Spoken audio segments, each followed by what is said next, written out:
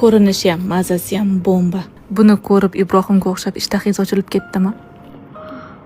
Agar tayyorlanishi qiyin deb o'ylasangiz, adashasiz, juda ham oson. 2 dona tuxum, 1 osh qoshiq shakar, 1 choy qoshiq tuz, 250 mg iliqdan ozgina issiqroq sut, 100 mg yog', 10 g ishonchli drojani solib, 500 g un, yumshoqqina xamir qorib oshirishga qo'yamiz. Ungacha nachinkasini tayyorlaymiz. 300 g kolbasa, 300 g yaxshi eriydigan sir, 200 g slichniy plavinniy sir solib tayyorlab olamiz. Nachinkamiz ham tayyor. Bitta yurechani qizartirib qo'ying, davom etamiz. To'g'ri tayyorlangan xamirimiz ham bir pasda oshib chiqibdi. Xamirlarni teng 10 bo'lagiga bo'lib, zuvala shaklida yasab olib, 5 daqiqa paketdagiga jo'natamiz. Xamirlarni xuddi shunaqa qilib yoyib, o'rtasiga nachinkani solib, xuddi shunaqa qilib tugib, ortiqchasini olib tashlasanglar, ko'p to'kisha shaklda hosil bo'ladi. Paketdagiga 10 daqiqa jo'natamiz. 50 mg sutga 1 dona tuxumni chaqib, yaxshilab atalab olamiz. Birinchi sutli massamizga, keyin xuddi shunaqa magazinlarda sotiladigan non talqoniga botirib olamiz. Ana o'shanda ustalari xrustyashi bo'lib chiqadi. Yaxshilab qizigan ko'par yog'da, o'rta olovdan